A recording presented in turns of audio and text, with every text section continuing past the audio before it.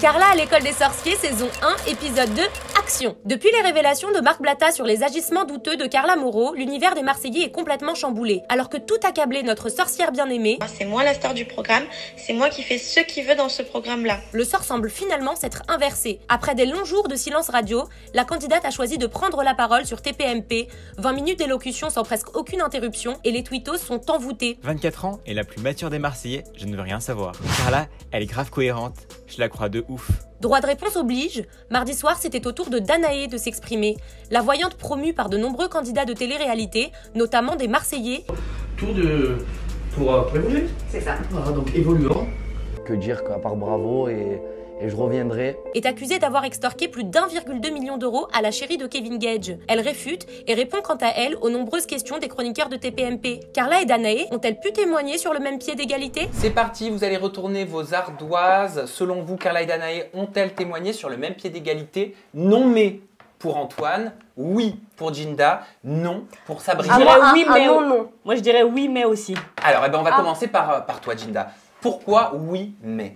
Tout simplement déjà parce que les deux ont eu le droit à la parole. Déjà, c'est pas le cas dans tous les médias. Hein. On peut dire ce qu'on veut sur TPMP, mais en tout cas ils ont donné la parole d'abord à la principale concernée et puis à Danae. Oui parce que Carla, elle a pu dire tout ce qu'elle voulait. Je suis désolée, elle a été sans filtre, elle a été tout droit, elle a dit vraiment ce qu'elle pensait.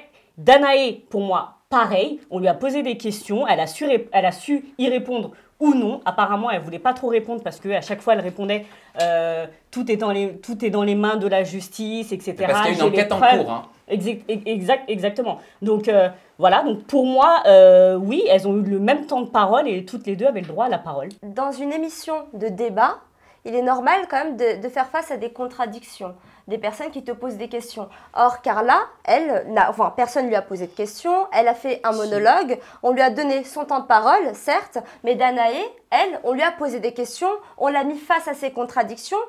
J'ai l'impression vraiment, hein, après c'est mon simple avis, je pense qu'ils ont voulu un petit peu lisser la vie de Carla, ils ont voulu un petit peu éteindre le feu sur cette histoire-là, parce que Carla, finalement, a eu son droit de parole, mais personne lui a posé des questions par rapport à ses vocaux. Gilles Verdez lui a posé des questions, Géraldine Maillet lui a posé également des questions. Alors, lesquelles je ne sais plus, mais si tu regardes l'émission, ils lui ont posé des questions. Écoute, moi, quand j'ai regardé l'émission, j'étais carrément étonnée, franchement étonnée, que Cyril Hanouna coupe la parole à une de ses chroniqueuses pour laisser parler Carla. Alors que juste avant, on avait The Vivi qui s'est fait déglinguer le pauvre, enfin, en tout cas, on lui a posé... qui avait participé à The Voice, qui s'est fait écarter par TF1 en accord avec la production. Absolument.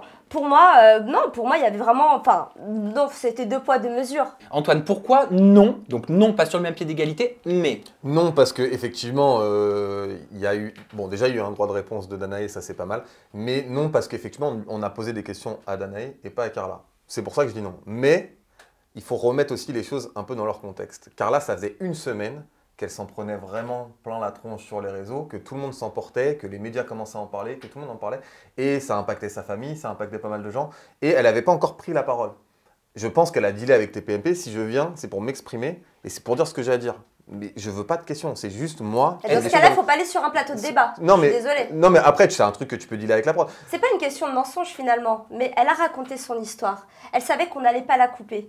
Elle avait cette aisance finalement de prendre la parole, personne ne l'a coupée. Elle l'a fait du début jusqu'à la fin. C'est rare sur le plateau de TPMP qu'on voit ça. Franchement, qu'il n'y ait pas de personne justement pour la couper, pour lui poser des questions sur certaines choses, pour revenir sur certains points.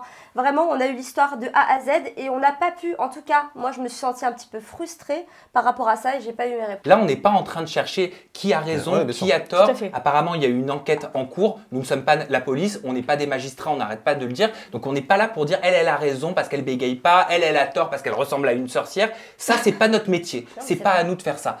Par contre, je trouve qu'il y avait des questions intéressantes. Il y avait certaines zones d'ombre à soulever. La question est la suivante. Pourquoi ces zones d'ombre n'ont pas été soulevées avec Carla en plateau? On est sur de l'économique, du financier. Il y a des enjeux, tu vois. Et je trouve ça dommage de ne pas avoir cette objectivité-là, de ne pas l'avoir mis sur un autre plateau finalement, où on aurait pu la confronter. Mais qu'est-ce que ça aurait changé que les chroniqueurs posent des questions à Carla? Qu'est-ce que ça aurait changé que les chroniqueurs posent des questions à Danae? Simplement, oui, je vois pas le lien. Oui, c'est ça. Quel est votre mot de la fin au moment où on en est dans cette affaire pour clôturer ce dossier par rapport à ça? Qu'est-ce que vous attendez? Qu'est-ce que vous aimeriez? Vous avez besoin de quoi? J'en peux plus. Là, il va y avoir encore des retournements de situation. Mais c'est que le début, parce qu'apparemment, on dit qu'il y a quelqu'un d'autre qui se cacherait derrière ça. En fait, c'est devenu un tribunal public et en vrai, à un moment, il faut laisser la justice faire. Je sais pas si vous connaissez le jeu Le Loup-Garou.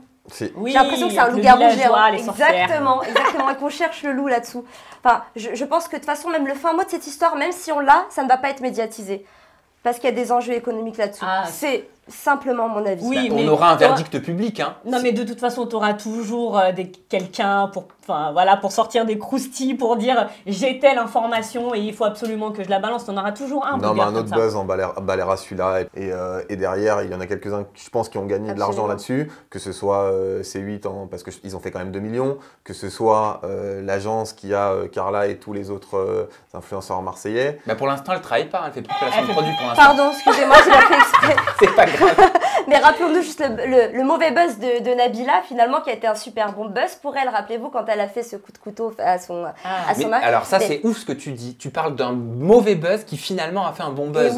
Et pourtant, on est en train de parler d'un fait divers. Mais tout le monde l'a oublié, ça, je me souviens, tout le monde a oublié. Au bout de 3 semaines, ça y est, c'était passé. Mais il y avait quand même une musique qui était passée, Libérer Nabila. Enfin, finalement, j'ai l'impression que l'opinion publique prend limite plus de place que la justice elle-même. Vous voyez ce que je veux dire? C'est ce qui se passe sur les réseaux sociaux. Hein. Et si les gens veulent croire en quelque chose, c'est leur vérité. Alors, on a beau leur expliquer par A plus B que c'est comme ça, non. Nous, on veut que cette personne-là soit innocentée et c'est comme ça. C'est malheureux, mais c'est le jeu. C'est un peu le cas pour Carla en ce moment, hein, comme on l'a dit la semaine dernière.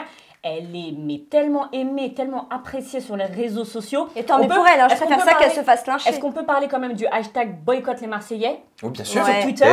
Et ils ont perdu 300 000 téléspectateurs. Après, est-ce que c'est lié à Carla directement parce qu'elle n'a pas été coupée des montages d'Inda contre non, ce qui avait été dit? Oui. Ou est-ce que c'est justement par rapport à toute cette histoire qui entache la marque? Je sais pas, justement. En tout cas, moi, je dis juste que après ce hashtag sur les réseaux sociaux, il y a effectivement eu 300 000 téléspectateurs de moins et c'est énorme. Et il y a un lien, pourquoi? Pardon, Antoine. Après, il faut quand même faire attention parce que c'est quand même des gens qui ont des familles. Je vois, ils ont des enfants, elle a un enfant en bas âge. Il faut faire très attention parce que, je veux dire, qu'on mette les choses sur la place publique quand tu es une personnalité publique, ok, c'est normal, il n'y a pas de souci. Mais à un moment, il ne faut pas non plus en faire trop, tu vois. Ok, on sait ce qui s'est passé. Maintenant, il faut arrêter d'en parler dans les médias. Faut arrêter que... Oui, en revanche, être mère de famille, ou avoir un enfant, être maman, c'est pas un totem d'immunité non plus. J'ai pas dit ça. On n'est pas dans Koh-Lanta. On n'est pas dans Koh-Lanta, d'accord. J'ai pas dit ça, attention. Mais moi, en fait, c'est elles ont toutes les deux, que ce soit Danae, Carla, Magali Berda, Manon Marceau, ou qui que ce soit, elles ont la présomption d'innocence. Personne ne doit les lyncher sur la place publique, sachant qu'on ne sait pas encore toute la vérité.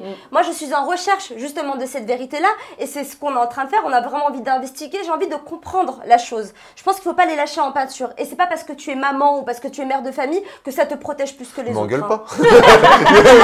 T'as compris, Antoine, merde. Je tiens juste à le rappeler. Non, mais c'est quelque chose qui revient finalement. Je me dis, putain, faut que je ponde un gosse et on m'en foutra la paix peut-être, je sais pas. Pourquoi pas. Pondre un gosse.